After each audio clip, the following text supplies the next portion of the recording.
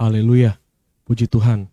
Bersama lagi dengan saya Pendeta Josangian, dan kali ini saya akan menanggapi salah satu video yang mungkin lagi viral beberapa hari ini yang sedang mengomentari tentang penggunaan rumusan dalam nama Bapa, Putra, dan Roh Kudus, yaitu Tuhan Yesus Kristus. Nah, kita lihat dulu videonya seperti apa. Salah. Allah Bapa bukan Yesus. Yang Yesus itu Allah Anak. Allah Roh Kudus bukan Yesus. Allah Bapa, Allah Anak, Allah Roh Kudus. Allah Bapa bukan Allah Anak, bukan Allah Roh Kudus. Allah Anak bukan Allah Bapa, bukan Allah Roh Kudus. Allah Roh Kudus bukan Allah Bapa, bukan Anak. Tapi Bapa, Anak, dan Roh Kudus adalah Allah Tritunggal yang esa. Karena itu dia perumusan. Memang mesti bilang di dalam nama Allah Tritunggal, Bapa, Putra, dan Roh Kudus. Kadang-kadang kita mengakhiri doa ini. Kami akhiri doa ini di dalam nama Bapa dan Anak dan Roh Kudus, yaitu di dalam nama Yesus. Ini konsep salah. Ini sekarang dia pe istilah konsep yang salah ini dikenal dengan istilah oneness Pentecostalism. Maksudnya menekankan Allah itu cuma satu. Tu Bapa, tu Anak, tu Roh Kudus. Sebenarnya zodiak waktu Yesus. Ini salah. Justru mengatakan bahwa Bapa, Anak, dan Roh Kudus adalah dia tu Yesus. Torang bidat, torang sesat, torang tak mungkin selamat. Menerima doktrin Allah Tritunggal, kita disebut gereja. Menolak doktrin Allah Tritunggal, kita bukan gereja. Hanya jika torang terima Allah Tritunggal, maka torang disebut Kristen dan torang pasti selamat. Menolak konsep Allah Tritunggal, torang binasa, torang tak mungkin selamat. Salah. Ya, saudara, pertama kita harus sepakat dulu bahwa beliau itu tidak menyebut sinode apa, tetapi beliau hanya mengomentari tentang orang-orang yang memakai rumusan doa seperti itu. Dan saya sebagai salah seorang hamba Tuhan yang ada di dalam gereja yang menggunakan rumusan seperti itu, saya merasa saya berhak untuk memberi tanggapan ya dalam cara kami menjelaskan rumusan itu, supaya kita sama-sama tahu apakah benar bahwa gereja yang menggunakan rumusan itu sama atau pengakuan imannya seperti yang dijelaskan oleh beliau dalam video itu. Nah, saya punya dua tanggapan, saudara. Tanggapan pertama adalah pertanyaan atau pernyataan beliau ini menunjukkan adanya sesat pikir yang disebut boneka sawah atau strawman fallacy. Maksudnya sesat pikir boneka sawah ini begini. Beliau ingin mengomentari gereja yang menggunakan rumusan seperti itu, dan akhirnya diserang dan dikatakan bahwa orang yang pakai rumusan seperti itu sesat, salah, bidat karena sudah menggunakan atau karena sudah sama dengan oneness Pentecostalism, menganggap bahwa Yesus itu adalah Bapa, Yesus itu juga adalah Roh Kudus dan lain sebagainya. Maka orang yang pakai rumusan itu tidak selamat, binasa dan masuk neraka dan lain sebagainya. Yang perlu kita pertanyakan adalah apakah benar orang-orang atau gereja yang menggunakan rumusan seperti itu punya keyakinan atau dogma secara dogmatis sinode yang sama seperti yang dikatakan oleh beliau dalam video itu, atau jangan-jangan berbeda. Nah, di sini saya ingin menjelaskan bahwa GPDI tidak memiliki keyakinan seperti yang sudah dijelaskan beliau dalam video tersebut. Artinya, beliau telah membuat suatu boneka sawah yang ada di dalam angan-angannya dia, asumsi saja, perkiraan saja, kemudian dia serang sendiri. Padahal itu tidak kena mengena dengan orang atau gereja yang menerapkan rumusan doa seperti itu. Nah, bagaimana kita membuktikan bahwa dia telah mengalami sesat pikir, saudara? Kita harus tahu dulu seperti apa kredo atau formula doa tentang Tritunggal dari GPDI, sebagai salah satu gereja yang menggunakan rumusan seperti yang ada dalam video tadi. Kita ngerti dulu ini seperti apa konsepsi dogmatis tentang Allah, keyakinan tentang Allah dari GPDI atau gereja yang menggunakan rumusan doa seperti itu seperti apa. Kita harus tahu dulu, jangan-jangan beliau sebelum memberi komentar di mimbar dalam kebaktian penyegaran iman atau apapun itu namanya, jangan-jangan sebelum dia mengomentari itu dia belum melakukan konfirmasi atau belum mencari tahu dulu seperti apa keyakinan gereja tentang Allah gereja-gereja yang menggunakan rumusan doa semacam itu. Nah, makanya saya ingin membuktikan bahwa dia mengalami sesat pikir boneka sawah. Kita tahu dulu penjelasan W.H. Ofler. W.H. Ofler ini adalah gembala yang mengutus 2 penginjil yang kita kenal, dan di mana buah penginjilannya itu melahirkan sinode GPDI, Gereja Pantekosta Klasik, di mana gereja ini salah satu yang mewarisi rumusan seperti yang dikomentari di video tadi. Ya, seperti apa konsep tentang Tritunggal dari penjelasan W.H. Ofler? Apakah W.H. Ofler ini punya pemahaman Tritunggal yang Sabellianisme, Tritunggal modalisme, atau anti-trinitarian yang dikatakan dia adalah Oneness Pentakostalisme? Kita perlu tahu dulu seperti apa penjelasan W.H. Ofler. Setelah itu kita baru lihat dari kami, ADART GPDI, pengakuan iman yang sah, redaksinya seperti apa, dan bisa kita lihat setelah kita tahu ya kredo dan formula kredo ini pengakuan iman ya. Kredo dan formula doa tentang Tritunggal dari GPDI, yaitu gereja yang menggunakan rumusan doa seperti itu, setelah kita tahu, maka kita bandingkan dengan kredo dan formula doa tentang Tuhan dari Oneness Pentakostalisme. Nah, dari sini kan kita tahu nanti, setelah kita cari tahu, oh GPDI dogma tentang Allah itu seperti ini, keyakinan tentang Tuhan seperti ini. Kemudian kita cari tahu, oh Oneness Pentakostalisme keyakinan tentang Tuhan itu seperti ini.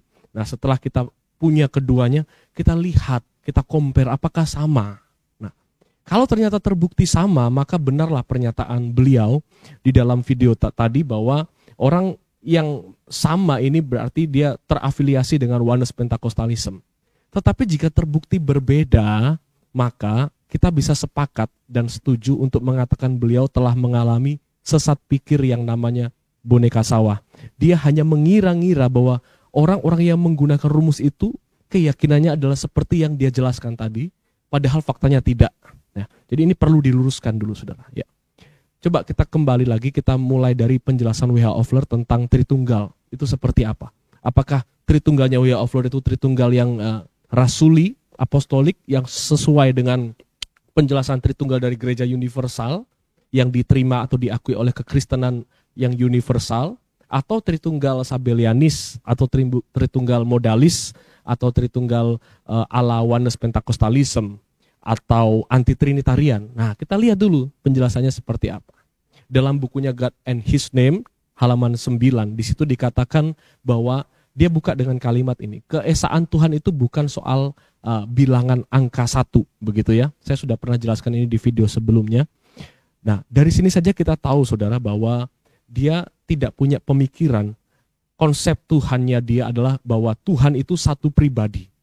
Keesaan yang dipahami W.H. Ofler, yang pada akhirnya nanti akan diteruskan dan diakui dalam pengakuan iman GPDI ini, ternyata tidak sama dengan keesaan atau pemahaman konsep Tuhan dengan Oneness Pentakostalisme, di mana kata keesaan di dalam kalangan Oneness itu benar-benar satu seperti bilangan 1, begitu ya, 1 numerik. Tetapi beliau bilang keesaan Tuhan itu bukan numerik, bukan 1 seperti satunya bolpen ini, saudara ya. Ini 1 ini. Apakah Tuhan itu 1 itu seperti satunya bolpen ini, 1 angka?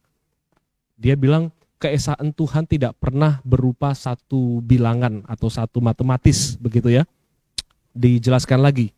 Muhammadanisme, Unitarian, Christian Science, Teosofi, Abdul Bahai, Yoga, Hindu, Buddha, kemudian Konghucu, dan setiap agama lain di seluruh dunia, dan setiap roh antikristus yang ditemukan, semua orang menyerukan Tuhan itu 1. Sebenarnya dalam kalimat ini dan kalimat di halaman 9, dia sedang mengkritik Oneness Pentakostalisme. Jadi adalah sangat lucu begitu ya, ketika kita diafiliasikan dengan Oneness, sedangkan fondasi yang diberikan oleh pendahulu kita justru bukannya sepakat dengan Oneness, tapi justru malah mengkritik, menyerang Oneness Pentakostalisme. Dia bilang begini, jika Tuhan itu hanya 1 dan jika dia berdiam dalam kesendirian, keesaan bilangan begitu ya, maka Tuhan sendiri tidak pernah bisa menggenapi firman-Nya sendiri. Kemudian dibilang begini di ayat 11, di halaman 11. Dengan demikian kepenuhan Tuhan selalu dinyatakan sebagai Bapa, Putra, dan Roh Kudus. Kepenuhan tubuh ketuhanan. Ya. 3 dalam manifestasi. Ya, kita perlu hati-hati di sini yang dimaksud manifestasi apa supaya jangan kita salah paham, karena dalam Oneness Pentecostalism juga meyakini bahwa dia adalah bermanifestasi, tetapi bedanya dalam penjelasan W.H. Ofler di sini yang dimaksud adalah selalu 3 dalam manifestasi. Jadi Oneness Pentecostalism punya pemahaman Tuhan itu bermanifestasi secara berganti-ganti. Pertama Bapa, kemudian Bapa akhirnya bermanifestasi dalam Yesus, ya wujud Yesus, kemudian Yesus naik ke surga, kemudian pribadi yang sama itu bermanifestasi sebagai Roh Kudus. Sekalipun ada 3 manifestasi, sebenarnya itu adalah satu pribadi. Nah, itu penjelasan Oneness Pentecostalism. Tapi tidak dengan W.H. Ofler, ya. Karena dia berkata begini, Bapa selalu Bapa, Anak selalu Anak, Roh Kudus selalu Roh Kudus. Dan ini sudah bertentangan dengan Oneness, saudara. Tidak ada waktu di mana Bapa menjadi Anak, kemudian Anak naik ke surga dan Anak itu menjadi Roh Kudus. Tidak demikian. Dikatakan bahwa Bapa adalah Bapa. Bapa selalu Bapa. The Father is always the Father. The Son is always the Son. And the Holy Spirit is always the Holy Spirit. Ini tidak sama dengan Oneness. Dia lanjutkan lagi, ini yang lebih jelas, saudara ya. Itulah sifat-sifat dan karakteristik keilahian yang tidak berubah, terpisah dan berbeda dalam kepribadian. Ya, jadi Bapa dan Putra dan Roh Kudus dalam konsepsi Tritunggal GPDI itu terpisah atau berbeda dalam pribadi, tetapi satu dalam, ini terpisah bukan berarti bisa dipisah-pisah begitu ya. Artinya berbeda begitu. Terpisah dan berbeda dalam pribadi, tapi satu dalam rencana. Nah, coba saudara lihat ini. Selalu 3, always 3 in manifestation. Nah, kalau dalam Oneness Pentecostalism tidak bisa selalu 3. Manifestasinya hanya 1. Pertama, Tuhan yang satu pribadi itu bermanifestasi dalam wujud Bapa, kemudian Bapa itu turun menjadi Anak, kemudian Anak itu naik dan akhirnya turun menjadi Roh Kudus. Tidak bisa selalu 3 itu bersama-sama bermanifestasi, tidak bisa. Tetapi W.H. Ofler berkata selalu 3 dalam manifestasi, tetapi selalu 1 dalam operasi. Ini menunjukkan bahwa Tritunggal GPDI meyakini bahwa karya Allah dari awal sampai akhir itu selalu ada dalam 3 pribadi itu bersama-sama berkarya. Allah menciptakan dunia ini, Bapa, Putra, dan Roh Kudus. Kemudian Allah juga yang sama, yang Tritunggal itu yang juga menyelamatkan manusia. Dan Allah yang sama yang adalah Bapa, Putra, dan Roh Kudus. Itulah yang menyertai manusia, mengurapi, menyertai sampai akhir zaman nanti. Jadi selalu 3 dalam manifestasi, tetapi 1 dalam operasi. Ya, ini memberi boundary atau batasan bahwa sekalipun kita meyakini pribadi Tritunggal itu adalah berbeda satu sama lain, tetapi Tritunggal itu atau Trinitas itu tidak bisa bekerja sendiri-sendiri atau tidak bekerja sendiri-sendiri. Ya, mereka atau Tritunggal itu adalah pribadi yang saling berkelindan satu sama lain. Ya, kalau dalam penjelasannya Joas Adi Prasetya, Profesor Dr. Joas, dia berperikoresis atau saling mengosongkan diri dan saling mengisi satu sama lain. Dan dalam setiap karya dari awal sampai akhir, ketiga pribadi ini atau 3 hipostasis ini bekerja, beroperasi bersama-sama. Itu konsep Tritunggal dalam GPDI. Ya, coba ini ada lagi. Kita telah melihat di atas bahwa keilahian terdiri dari 3 pribadi yang terpisah dan berbeda. Nah, dia contohkan seperti apa? Abraham, Ishak, dan Yakub. Nah, Abraham, Ishak, dan Yakub ini dalam pengertian sederhana kan mereka bukan Abraham, kemudian Abraham yang sama itu akhirnya menjadi Ishak. Nah, Ishak yang sama itu akhirnya menjadi Yakub. Tidak seperti itu. Dalam pengertian Tritunggal GPDI adalah seperti kita memahami Bapa, Putra, dan Roh Kudus adalah seperti Abraham, Ishak, dan Yakub, di mana ketiganya itu berbeda. Bukan satu pribadi dalam 3 rupa atau 3 manifestasi, tetapi 3 pribadi dalam satu hakikat. Ya. Sama jelasnya bahwa masing-masing Tritunggal Kudus ini punya nama. Dan ini juga yang membedakan kita dengan Oneness Pentecostalism. Kita lihat nanti. Masing-masing pribadi dalam Trinitas itu punya nama. Ya, nama Bapa adalah I am. Ya. Aku adalah aku yang agung. Dinyatakan sebagai Tuhan. Ya, dalam terjemahan Alkitab kita bahasa Indonesia dikatakan sebagai Tuhan atau the Lord dengan huruf besar semua, L-O-R-D gitu ya. Kemudian nama putra tidak diragukan lagi adalah Yesus. Sementara sebutan roh itu diidentikan dalam Kristus. Artinya begini, Kristus ini identik dengan Roh Kudus karena Roh Kudus karyanya adalah pengurapan begitu ya. Jadi ini bukan berarti nama Roh Kudus adalah Kristus, bukan begitu, tetapi nama Kristus ini identik dengan karya Roh Kudus atau pribadi Roh Kudus. Nah, ini yang disebut sebagai keesaan nama. Jadi bukan dalam pengertian Bapa, Putra, Roh Kudus namanya adalah Yesus. Itu sama sekali bukan penjelasan, bukan dogma, bukan konsep Tritunggal yang diyakini oleh GPDI. Ya, kita lihat pengakuan iman GPDI dalam nomor 2, poin kedua. Kami percaya kepada Allah yang Maha Esa dan kekal dalam Trinitas, pribadi Trinitas, Bapa dan Putra dan Roh Kudus. Ya, jadi 3 pribadi, bukan 1 pribadi, 3 manifestasi, tetapi 3 pribadi, 1 hakikat. Kemudian ada lanjutannya dalam Trinitas Bapa, Putra, dan Roh Kudus dan keesaan namanya. Dan inilah yang khas, yang unik ya dalam sebagai wujud kemandirian berteologi, tetapi tidak keluar dari firman Tuhan atau Alkitab, tetapi ini berusaha menjelaskan bahwa Tritunggal yang berbeda pribadi itu adalah juga esa, dan keesaan Tritunggal itu dinyatakan melalui namanya, Tuhan Yesus Kristus. Nah, sekali lagi, yang dimaksud di sini Tuhan Yesus Kristus itu adalah nama, bukan semata-mata merujuk pada pribadi Yesus sebagai pribadi kedua. Tuhan Yesus Kristus ini adalah menggambarkan keesaan nama, ya. Kenapa? Karena di situ kita lihat nanti ya. Kemudian poin yang ke-6, kami percaya bahwa baptisan air dengan diselamkan dalam nama Bapa dan Putra dan Roh Kudus, yaitu Tuhan Yesus Kristus. Sekali lagi, ketika dibilang Tuhan Yesus Kristus, itu tidak dalam pengertian merujuk pada pribadi kedua semata-mata, tapi ada maksud dalam pengucapan Tuhan Yesus Kristus itu untuk menunjukkan bahwa Bapa, Putra, dan Roh Kudus yang 3 pribadi berbeda itu satu, yaitu satu dalam namanya. Nama yang dinyatakan melalui inkarnasi Kristus, nama itulah juga di mana nama itu disebut, maka ketiga pribadi Allah Trinitas itu berkarya. Ketika kita sebut dalam nama Tuhan Yesus Kristus, kita sedang berpikir, meyakini, dan beriman bahwa kuasa dari nama Tuhan Yesus Kristus itu adalah kuasa dari Allah Tritunggal. Jadi ini bukan merujuk semata-mata pribadi kedua, hati-hati. Memang ini sangat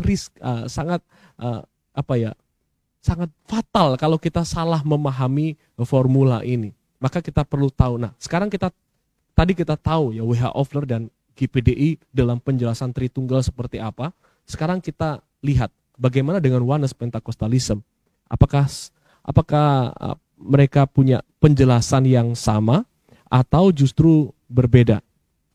Saya kutip ya salah satu Bishop Pettiford, ini adalah salah satu bishop dari atau hamba Tuhan dari Oneness Pentecostalism, dan dalam situsnya itu ini juga representatif ya, mewakili keyakinan Oneness Pentecostalism pada umumnya, di mana mereka meyakini seperti ini yang ditulis.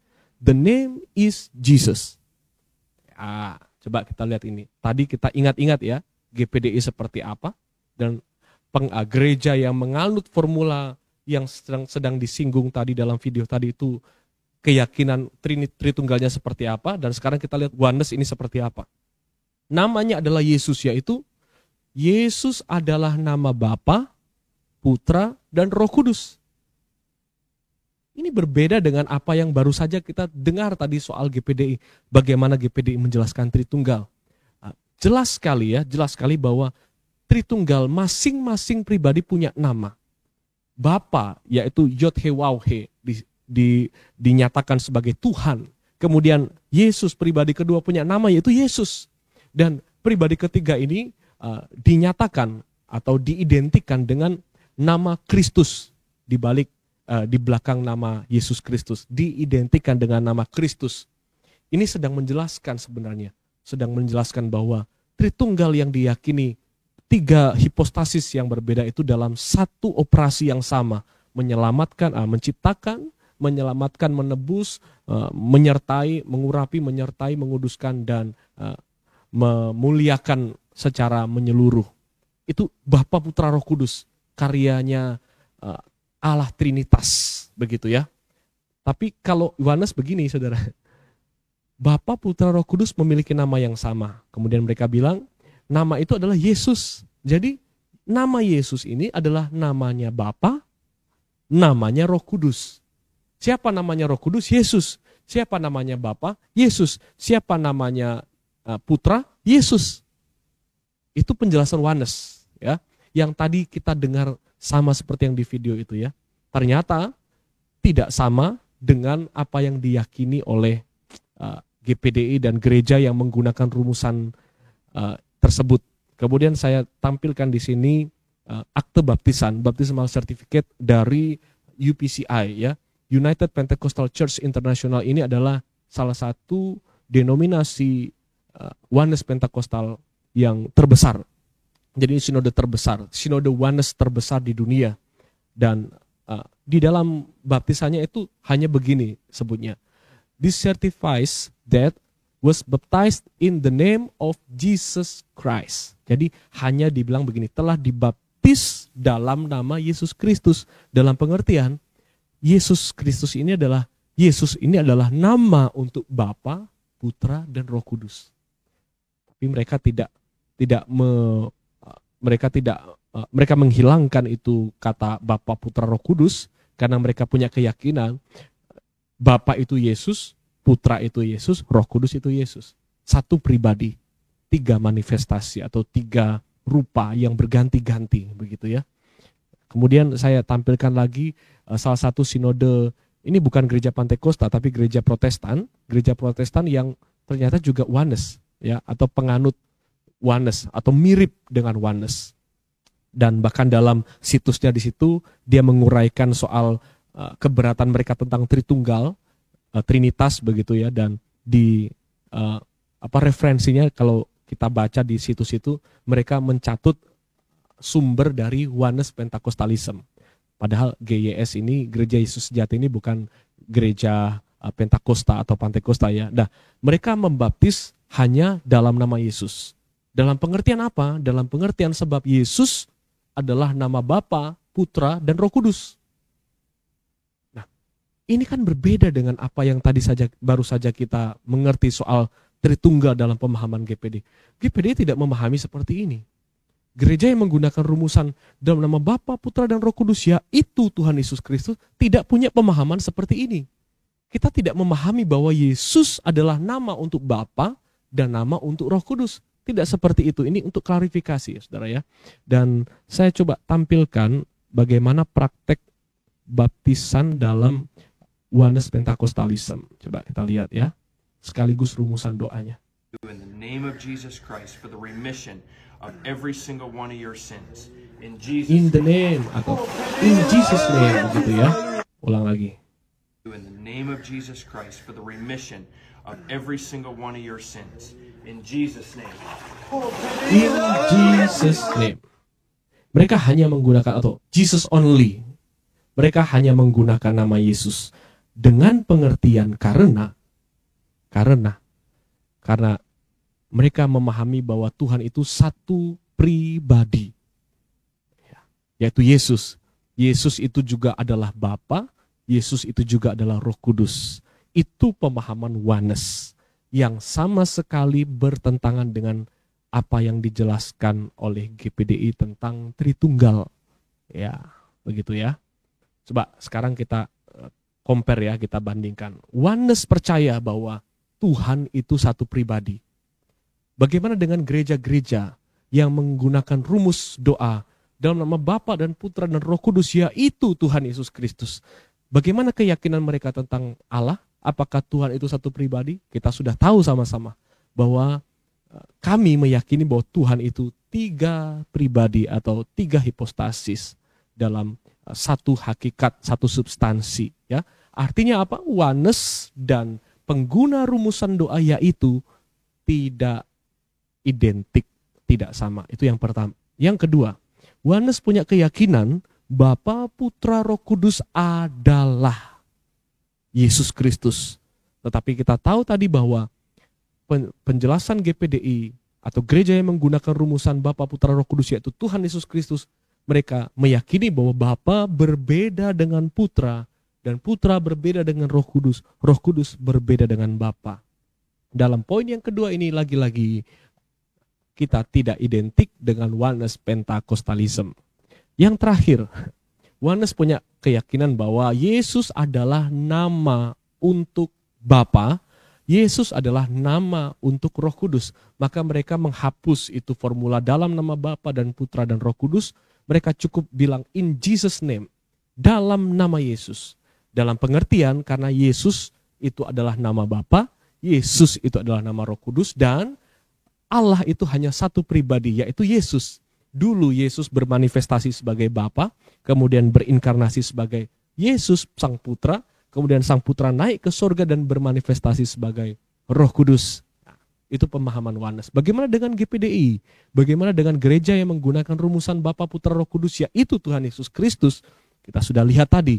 Ternyata kita memahami bahwa Yesus adalah nama khusus untuk anak Allah. Ya, pribadi kedua.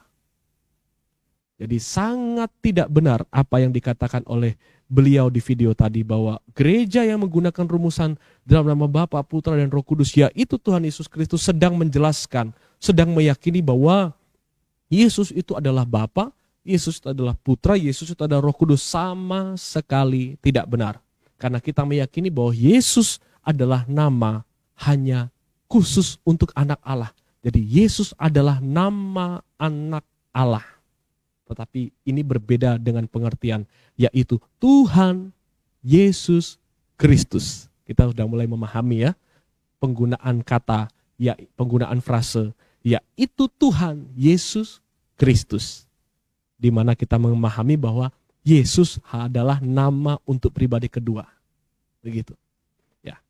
Jadi berbeda. Tanggapan yang pertama tadi, telah saya buktikan bahwa beliau mengalami sesat pikir yang namanya boneka sawah. Karena kita yang menggunakan rumusan doa Bapa, Putra, Roh Kudus yaitu Tuhan Yesus Kristus tidak punya pemahaman seperti yang dijelaskan beliau dalam video tadi.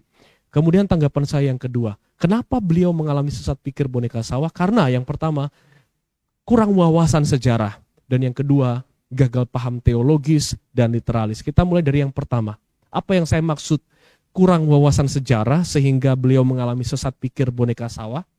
Kurang wawasan sejarah dalam pengertian begini, saudara. Rumusan doa yang baku, Bapa, dalam nama Bapa dan Putra dan Roh Kudus, amin. Itu rumusan yang baru diinstitusikan, baru dibakukan sejak Konsili Trente yang dilakukan oleh Gereja Katolik Roma pada tahun 1545 sampai 1563. Ya. Sebelum Konsili Trente, gereja perdana, gereja kuno, gereja mula-mula, gereja para rasul, sampai pada Konsili Trente, sebelum Konsili Trente itu, menggunakan variasi rumusan yang berbeda-beda. Jadi ada ditemukan dalam literatur bahwa ada gereja yang menggunakan dalam nama Bapa dan Putra dan Roh Kudus. Tetapi ada juga yang ditemukan gereja hanya menggunakan dalam nama Tritunggal. Ada juga gereja yang bahkan menggunakan rumusan begini. Dalam nama Bapa, dalam nama Putra, dalam nama Roh Kudus. Ada juga gereja yang menggunakan dalam nama Yesus Kristus atau dalam nama Tuhan Yesus Kristus tanpa dalam nama Bapa, Putra, Roh Kudus. Dan sebelum Konsili Trente, rumusan doa seperti ini dianggap sah, valid. Kenapa?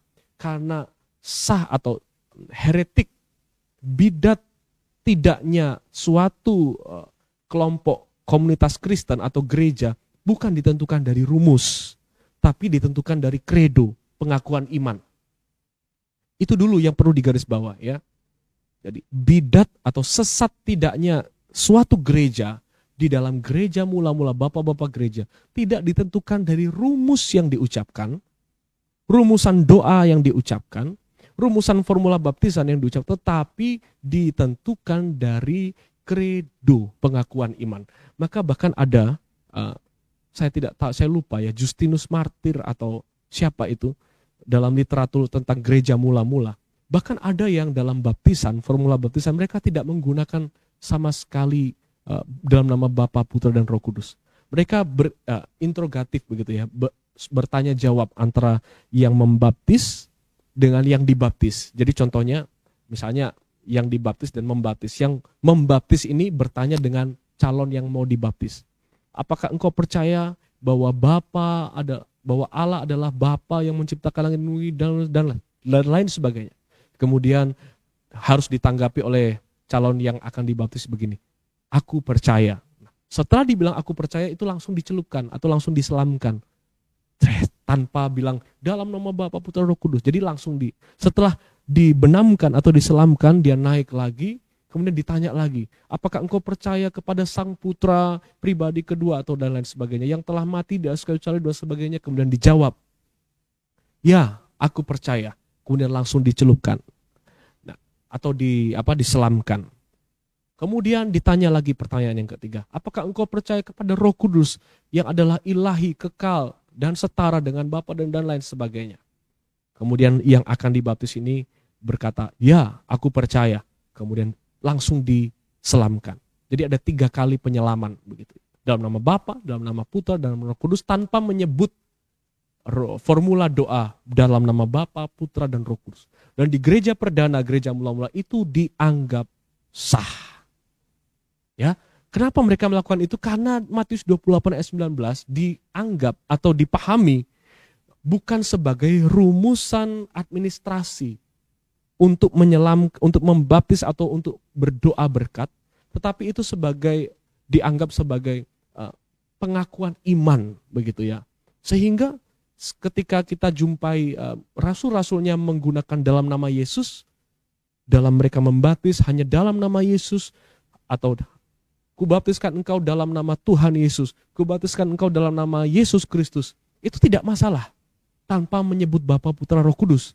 Hanya dengan kata rumusan doa dalam nama Tuhan Yesus Kristus. Kenapa bagi gereja mula-mula itu tidak masalah? Karena sekalipun rumusan doanya begitu, pengakuan imannya tetap trinitarian. Dalam kami mengakui Bapa dan Putra dan Roh Kudus. Dan kita lihat nanti itu ya. Tetapi sejak Konsili Trente, mungkin ya saudara ya, untuk menghindari sabelianisme itu kembali bertumbuh, atau tritunggal modalisme, unitarian kembali bertumbuh, maka dibakukanlah rumusan doa dalam nama Bapa dan Putra dan Roh Kudus. Dan itulah yang sah. Dan anehnya saudara, sejak Konsili Trente ini, dalam nama Yesus Kristus atau dalam nama Tuhan Yesus ini dianggap sudah tidak sah lagi. Sekalipun iman mereka kepada Tritunggal, tapi kalau doanya hanya dalam nama Yesus Kristus, sejak pasca Konsili Trente itu sudah tidak sah lagi. Nah, ini kita perlu tahu, saudara, bahwa ternyata sebenarnya dalam gereja mula-mula yang terpenting adalah kredo pengakuan iman dibanding rumusan verbalnya atau kata-kata yang diucapkannya.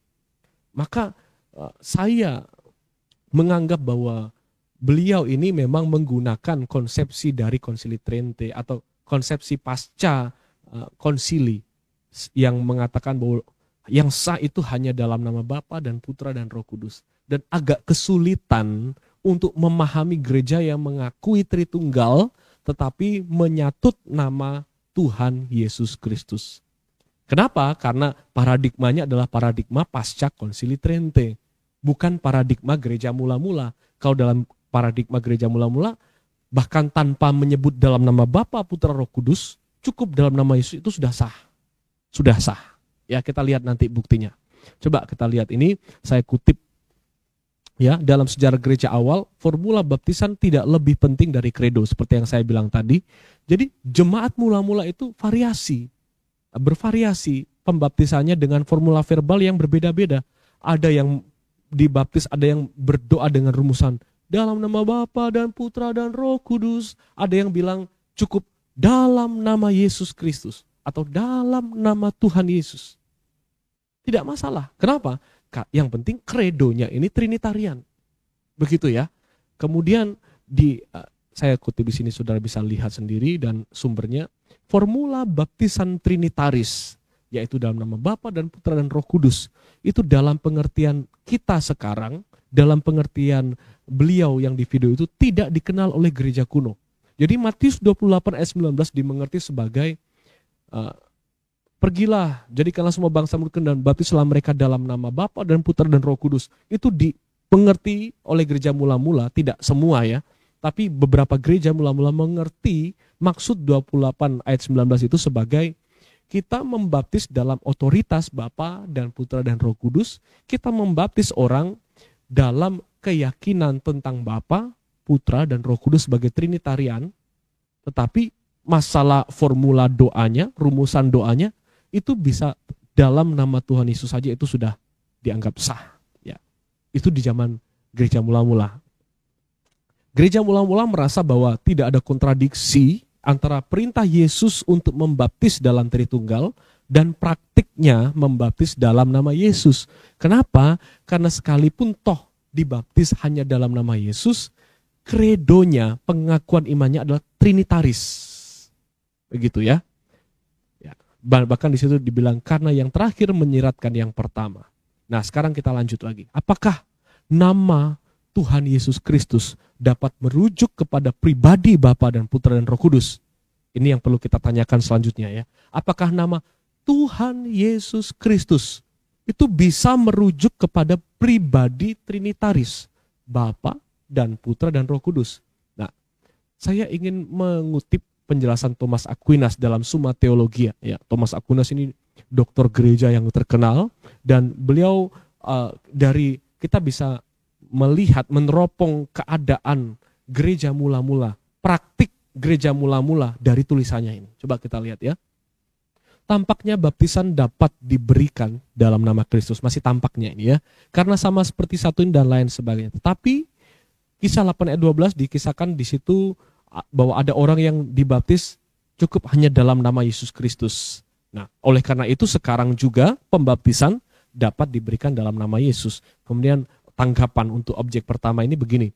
Adalah melalui wahyu khusus dari Kristus bahwa di gereja mula-mula para rasul dibaptis dalam nama Kristus. Agar nama Kristus bukan dalam nama Bapa, Putra, Roh Kudus, tapi agar dibaptis dalam nama Kristus. Agar nama Kristus yang dibenci orang Yahudi dan bukan orang Yahudi dapat menjadi objek pemujaan. Agar Roh Kudus diberikan dalam pembaptisan atas permintaan nama itu. Lanjut lagi. Ambrosius berkata, jika Anda menyebut Kristus, Anda menunjuk baik Bapa, yaitu pribadi Bapa. Jadi kalau kita nyebut nama Kristus ya secara verbal, kita menyebut Kristus, maka secara bersamaan kita bisa merujuk pada pribadi Bapa yang dengannya Yesus diurapi dan menyebut anak itu sendiri, yaitu Yesus itu sendiri yang diurapi, dan Roh Kudus yang dengannya Yesus diurapi. Jadi dengan menyebut nama Yesus Kristus atau dengan menyebut nama Tuhan Yesus Kristus itu bisa menunjuk baik Bapa, Putra, Roh Kudus. Kemudian tetapi pembaptisan dapat diberikan atas nama Tritunggal. Karena itu juga dalam nama Kristus. Coba saudara perhatikan, ini bukan GPDI yang tulis. Ini bapak-bapak gereja mula-mula dalam memahami Matius 28 ayat 19. Dipahami di situ nama Tritunggal. Itu juga dalam nama Kristus. Di sini Ambrosius memberikan alasan kenapa pengecualian. Karena seluruh Tritunggal, Bapa, Putra, Roh Kudus tersirat, yaitu dalam nama Tuhan Yesus Kristus. Ya, saya ulangi lagi, karena seluruh Tritunggal yang adalah dalam nama Bapa dan Putra dan Roh Kudus tersirat, yaitu Tuhan Yesus Kristus dalam nama Kristus. Dan oleh karena itu bentuk ini dan lain sebagainya. Saya tidak perlu baca, kalau saudara mau baca saudara tinggal pause begitu ya. Selanjutnya Paus Nikolas I ya menjawab pertanyaan yang diajukan kepadanya oleh orang-orang Bulgaria, berkata, mereka yang telah dibaptis atas nama Tritunggal atau mereka yang dibaptis hanya dalam nama Kristus seperti yang kita baca dalam Kisah Para Rasul, itu juga sama seperti yang dikatakan Beato Ambrosius, tidak boleh dibaptis ulang. Ya. Tetapi mereka akan dibaptis kembali jika mereka tidak dibaptis secara sah dengan bentuk itu. Ya, maksudnya adalah begini. Kalau bentuknya dibaptis, aku membaptis engkau dalam nama Yesus Kristus. Tetapi imannya adalah oneness, imannya adalah Tuhan itu satu pribadi, bukan tiga pribadi. Tidak, imannya tidak trinitarian, maka baptisan itu tidak sah dengan bentuk itu. Tetapi kalau dibaptis dalam nama Tuhan Yesus Kristus dengan iman trinitaris, maka itu sah dengan bentuk seperti itu. Itu maksudnya ya. Karena itu pembaptisan dapat dirayakan atau dilaksanakan dalam nama Kristus dengan menggunakan bentuk ini. Aku membaptis engkau dalam nama Kristus. Ya, ini pra Konsili Trente ya. Ini praktik gereja sebelum Konsili Trente, sebelum akhirnya rumusan doa Tritunggal dibakukan dan dianggap itu sah, sedangkan rumusan doa nama Kristus itu tidak sah atau sesat. Nah, kita perlu tahu dulu ini bahwa di dalam gereja mula-mula ini dibenarkan atau masih tetap dianggap valid. Sekalipun hanya dibaptis dalam nama Kristus, tetapi imannya trinitaris. Dan ini trinitarisnya bukan trinitaris sabelianis atau modalis seperti Oneness begitu ya. Paus Nikolas menegaskan kata-katanya dengan mengutip ini lain. Kemudian sekarang begini saudara, kita coba lihat tentang kata yaitu ya, saya kutip tulisannya Ambrosius. Coba kita lihat fokus di kalimat yang warna biru saja. Dia yang mengatakan satu telah menandakan Trinitas. Maksudnya begini, kalau Anda mengatakan Kristus, Anda juga menunjuk pada Allah Bapa. Ini tadi ya, ini tadi sudah kita baca tadi. Jadi ketika kita menyebut nama Tuhan Yesus Kristus, nama, maka itu juga dapat merujuk kepada pribadi Bapa dan Putra dan Roh Kudus. Begitu. Tadi kita perlu memperluas wawasan sejarah kita, dan tanggapan kedua, bagian yang kedua, gagal paham teologis. Ya, dalam nama Allah Bapa dan Putra dan Roh Kudus, yaitu Tuhan Yesus Kristus. Rumusan ini menekankan akan keberbedaan Tritunggal dalam pribadi, ya, berbeda dalam pribadi. Dijelaskan melalui formula yang pertama, yaitu dalam nama Allah Bapa dan Putra dan Roh Kudus. Tetapi rumusan ini sekaligus menekankan akan keesaan Tritunggal. Melalui apa? Melalui nama yang dijelaskan melalui formula, yaitu Tuhan Yesus Kristus. Saya teringat penjelasan Prof. Dr. Joas Adi Prasetya ketika dia menjelaskan soal Trinitas, begitu ya. Dia berkata bahwa sebagai orang yang meyakini tentang Trinitas, kita memang perlu yakin bahwa dalam Trinitas itu Bapa dan Putra dan Roh Kudus adalah masing-masing pribadi yang berbeda. Tetapi hati-hati, jangan terlalu memblow up atau menekankan keberbedaan, tetapi juga harus menekankan keesaan Tritunggal itu. Bahwa Bapa, Putra, dan Roh Kudus itu satu. Begitu. Nah, dalam rumusan ini itulah yang dimaksud. Ya, maksudnya begini, rumusan doa yang saya bilang tadi dalam nama Bapa, Putra, dan Roh Kudus, yaitu Tuhan Yesus Kristus, itu sedang memberi keseimbangan antara penekanan keberbedaan Tritunggal sekaligus juga penekanan akan keesaan Tritunggal. Dalam nama Bapa dan Putra dan Roh Kudus, kita percaya bahwa Tritunggal itu tiga pribadi, Trinitas itu tiga pribadi yang berbeda, yaitu Tuhan Yesus Kristus. Kita percaya bahwa Tritunggal itu adalah, Trinitas itu adalah esa. Keesaan Tritunggal itu terangkum jelas dalam nama yaitu Tuhan Yesus Kristus. Jadi Tuhan Yesus Kristus itu lebih kepada merujuk kepada nama. Ya. Yohanes 1 ayat 18. Tidak seorang pun yang pernah melihat Allah, tapi anak tunggal Allah yang ada di pangkuan Bapa, dia yang menyatakannya. Yesus menyatakan Allah. Apakah Yesus hanya menyatakan Allah pribadi kedua saja? Yesus menyatakan Bapa. Yesus menyatakan Roh Kudus. Bukan berarti Yesus sama dengan Bapa, sama dengan Roh Kudus, bukan dalam pengertian satu pribadi, bukan. Maksudnya adalah menyatakan. Yesus menyatakan Bapa. Yohanes 14 ayat 9. Kata Filipus, Tuhan tunjukkanlah Bapa itu kepada kami. Yesus berkata, barang siapa telah melihat aku, ia telah melihat Bapa. Kalau oneness berkata, oh maksudnya Yesus ini sama dengan Bapa. Tetapi dalam pengertian trinitaris yang kita yakini maksudnya adalah Yesus di dalam Bapa dan Bapa di dalam Yesus. Jadi bukan sama dengan artinya satu pribadi. Bukan, tetapi Yesus itu menyatakan Bapa dan menyatakan Roh Kudus. Coba kita lihat ayat yang lain. Filipi 2 ayat 9. Itulah sebabnya Allah sangat meninggikan dia dan mengaruniakan kepadanya nama di atas segala nama. Kolose 2 ayat 9, sebab dalam dialah berdiam secara jasmani seluruh kepenuhan keilahian. Ya, jadi Tritunggal Maha Kudus itu berdiam juga di dalam Kristus. Maka Yesus Kristus ini menyatakan Tritunggal. Bukan dalam pengertian Yesus itu juga Bapa, Yesus itu adalah Roh Kudus. Bukan dalam pengertian begitu, tapi dalam pengertian Tritunggal ini dinyatakan oleh inkarnasi Kristus. Maka begini saudara, kalau saudara sudah mendengar secara hati-hati penjelasan saya tadi, rumusan dalam nama Allah Bapa dan Putra dan Roh Kudus, yaitu Tuhan Yesus Kristus, oleh pembuat video atau oleh yang ada dalam video di awal tadi, mengiranya rumusan ini sama seperti versi yang A, bahwa Bapa itu Yesus, Putra itu Yesus, Roh Kudus itu Yesus. Ya. Bapa, Putra, Roh Kudus merujuk pada pribadi kedua. Ini salah dan bukan ini yang kita akui dan bukan ini alasan kita menggunakan formula doa seperti ini. Bukan ini alasan kita menggunakan rumusan seperti ini. Entahkah rumusan baptisan atau rumusan doa berkat atau rumusan doa biasa. Bukan ini alasannya. Kita tidak punya keyakinan bahwa Bapa itu Yesus, Roh Kudus itu Yesus. Tapi seperti yang ada di penjelasan B, ya. Bapa, Putra, Roh Kudus, yaitu Tuhan Yesus Kristus.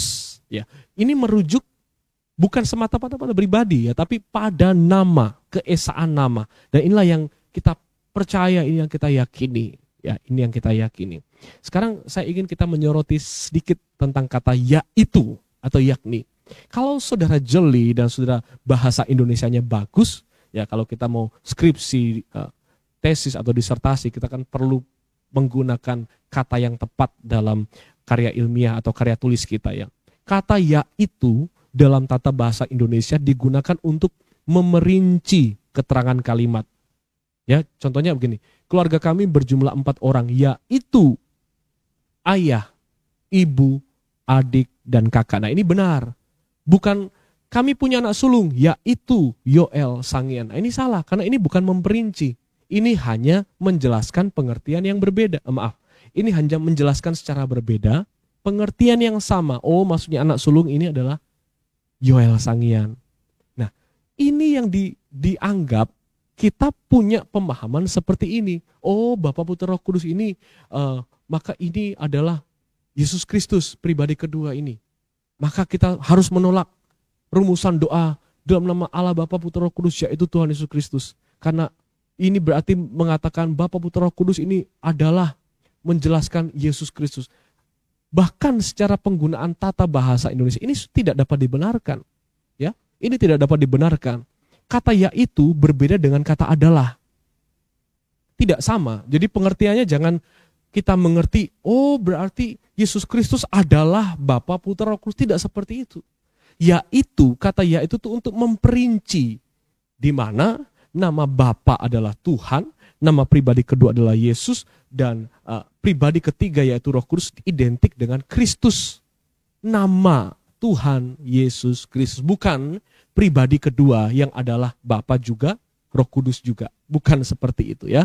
Ini perlu diulang-ulang supaya kita tidak keliru dalam memahami formula. Contoh begini, kalau rumusan doanya begini, dalam nama Allah Bapa dan Putra dan Roh Kudus yang adalah Tuhan Yesus Kristus, maka ini baru bisa diartikan oneness Pentecostalism. Karena rumusan ini mengatakan Yesus adalah Bapa dan Roh Kudus. Dan yang kedua, nama Bapa dan Putra dan Roh Kudus adalah pribadi Yesus Kristus. Jadi pribadi Yesus Kristus ini suatu saat namanya Bapa, suatu saat namanya Putra, suatu saat namanya Roh Kudus, tapi pribadinya sama, Yesus Kristus.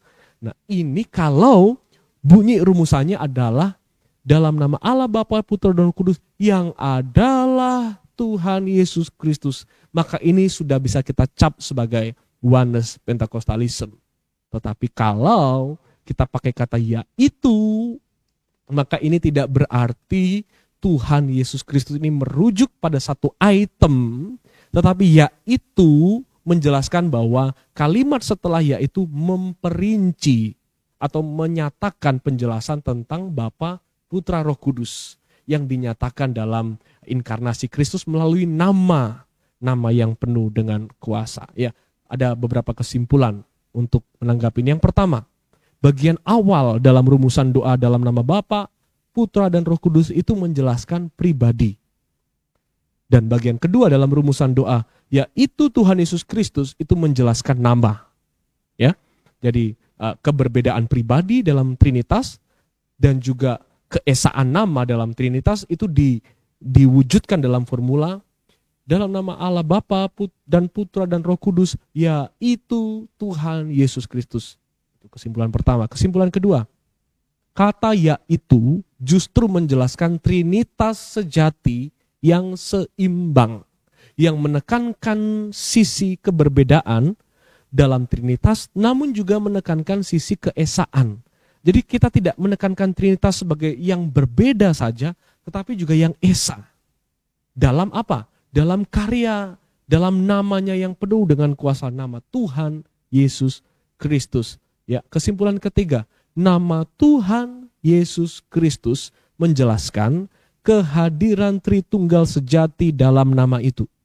Jadi ketika kita menyebut dalam nama Tuhan Yesus Kristus, kita tidak berpikir bahwa kita meyakini Bapa itu Yesus, Roh Kudus itu Yesus, tapi kita meyakini bahwa di dalam nama Tuhan Yesus Kristus, Allah Trinitas yang adalah dalam nama Bapa dan Putra dan Roh Kudus itu berkarya bersama melalui nama itu. Itu maksudnya. Sehingga nama Tuhan Yesus Kristus adalah nama yang penuh kuasa, unik, eksklusif, dan digunakan dalam apa? Konteks misi atau penginjilan. Jadi rumusan doa itu bukan dalam konteks sebenarnya untuk menjelaskan kredo, pengakuan iman. Rumusan doa itu untuk dalam konteks mendemonstrasikan kuasa Allah Trinitas di dalam nama Tuhan Yesus Kristus. Ya. Tanpa mengabaikan tiga pribadi dalam Trinitas. Kesimpulan keempat, rumusan doa itu sah, alkitabiah, dan benar-benar bertentangan dengan konsep Allah dalam keyakinan anti-trinitarian atau unitarian atau tritunggal sabelianisme atau modalisme atau oneness Pentecostalism. Karena oneness Pentecostalism tidak punya pengertian Allah seperti yang saya jelaskan dalam penjelasan Tritunggal Trinitasnya GPDI. Tidak. Jadi benar-benar bertentangan. Kesimpulan kelima, akhirnya kita dapat membuktikan bahwa beliau terbukti mengalami sesat pikir yang disebut boneka sawah atau strawman fallacy karena mungkin ya kurang wawasan sejarah gereja dan gagal paham teologis dan literalis dalam pengertian tadi, nggak paham arti kata yaitu, gitu ya. Untuk penjelasan lebih lanjut ya. Selebihnya lihat penjelasan rinci karena saya juga sudah menjelaskan ini dalam Spice edisi yang ke-13 pada video ini. Saudara bisa lihat ya. Ini yang bisa saya tanggapi, kiranya kasih Kristus, kasih Tuhan Yesus Kristus menyertai kita senantiasa. Amin.